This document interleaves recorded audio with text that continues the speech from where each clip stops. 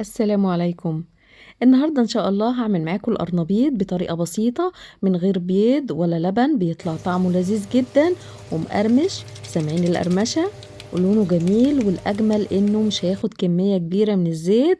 واللي عندك مش بيحب القرنبيط هياكله بالطريقة دي وهيطلبوه منك بعد كده على طول. يلا بينا نسمي الله ونشوف هنعمل القرنبيط القمر ده ازاي.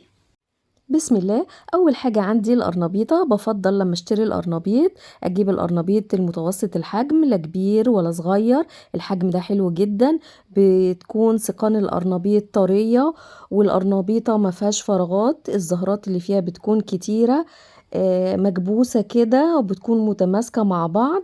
ولازم يكون لونها ابيض، ما يكونش فيها الوان اصفر او بنفسجي زي ما بنشوف كده، تكون بيضه وزي الفل.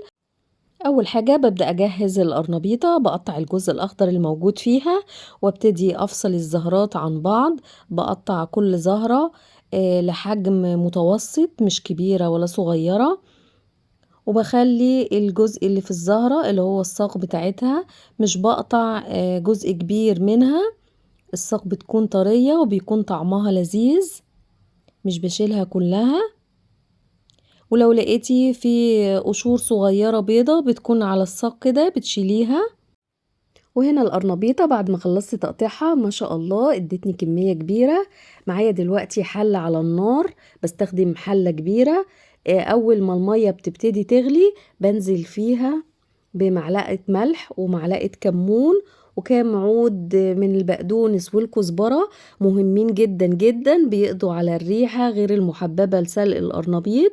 وبرضو بحط أعواد الخضرة دي مع مية سلق الكرنب.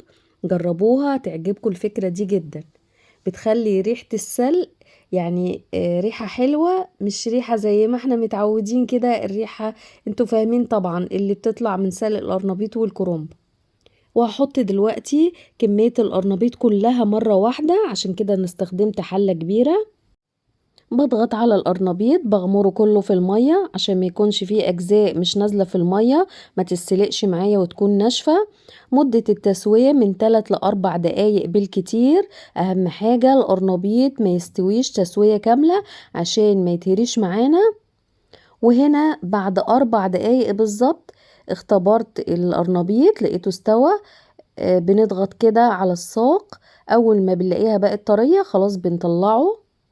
لو حسيتي انه استوى معاكي اكتر من اللازم حطيه في مية ساقعة او انزلي عليه بمية من الحنفية عشان توقفي عملية التسوية وما يتريش معاكي.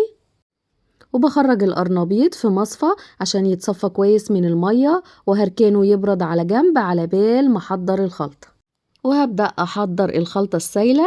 معايا 1.5 كوب من الدقيق، حطيت عليهم 4 معالق كبار من النشا وده اللي هيدي القرمشة للقرنبيط. والتوابل ملح، ومعلقة صغيرة من الكزبرة، معلقة صغيرة من الكمون، نص معلقة صغيرة من الفلفل الأسود، معلقة صغيرة من الكركم وده اللي بيدي اللون الذهبي الحلو للقرنبيط.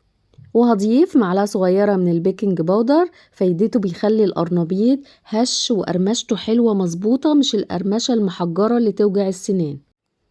وهضيف 1 كوب من المية وهقلب كويس لغاية ما كل المكونات تندمج مع بعض، والخلطة بتكون لا خفيفة ولا تقيلة. وهنا بعد ما قلبت لقيت الخلطة تقيلة فضفت 1/4 كوب من المية ورجعت قلبت تاني لغاية الخلطة ما ظبطت، بيكون قوامها شبه عجينة الكريب. وبدوقها كمان عشان اظبط الملح فيها. وبضيف دلوقتي 3 أو 4 فصوص توم مفرومين ناعم. ودلوقتي الخضرة معايا نص حزمة بقدونس ونص حزمة كزبرة متقطعين صغير. ما تكتريش من كمية الخضرة عشان ما تغمقش الخلطة والقرنبيط لونه هيغمق معاكي. وبرجع اقلب لغاية ما كل المكونات تندمج مع بعض. بالنسبة للخضرة بتحطي الخضرة اللي تفضليها، يعني ممكن تكتفي بالبقدونس بس، ممكن تكتفي بالكزبرة، ممكن تحطي شبت وبقدونس وكزبرة زي ما انت عايزة، اهم حاجة ما تكتريش الكمية. ودلوقتي هحضر الخلطة التانية الجافة للقرنبيط اللي هتديله سوبر قرمشة. 1 كوب من الدقيق، عليهم 2 معلقة كبار من النشا، نص معلقة صغيرة من الملح، نص معلقة صغيرة من الكركم، ونص معلقة صغيرة من البيكنج باودر، وبقلبهم كويس مع بعض. دلوقتي انا حاطه طاسه زيت على النار فيها زيت غزير، سايباه يسخن لغايه ما اجهز القرنبيط. وهنا قبل ما احط القرنبيط في الخلطه بدي تقليبه سريعه للخلطه السايله، وهبدا انزل قطع القرنبيط قطعه قطعه في الخلطه السايله، بغلفها كويس بيها، وباستخدام الشوكه بشيل القرنبيط من الخلطه عشان تنزل الخلطه الزياده. لو استخدمت المعلقة هتاخد كمية كبيرة من الخلطة وتهدريها.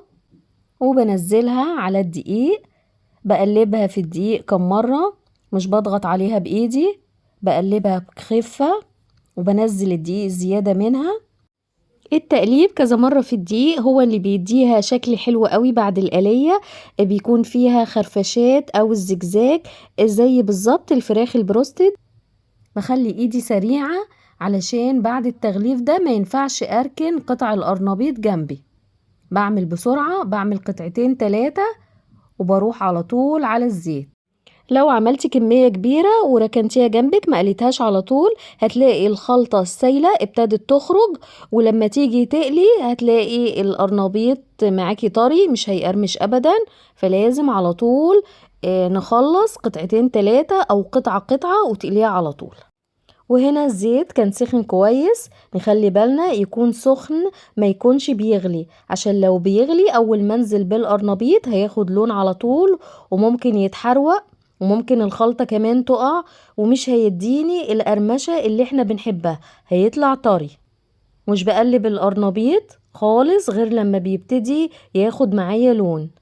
خد كده لون هبتدي بقى اقلبه على الناحية التانية، وهفضل اقلب فيه كم مرة من كل ناحية عشان ياخد قرمشة حلوة. واهم حاجة لما نخرجه بنخرجه على مصفى سلك او على شبكة عشان يفضل مقرمش.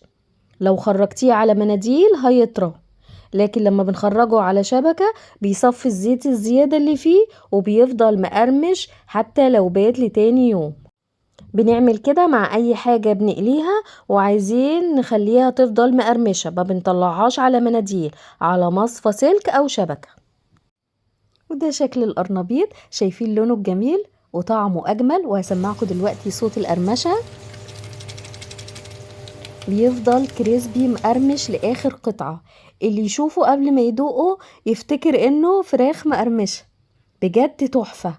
واللي ما بيحبوش هيحبه بالطريقة دي، مش محتاج يتقدم جنبه اي حاجة. اعملوا كمية سلطة خضرة كبيرة وتوسوا بالعيش وبألف هنا وشفا. وكده اكون وصلت لنهاية الفيديو، اسيبكم في رعاية الله، والسلام عليكم ورحمة الله وبركاته.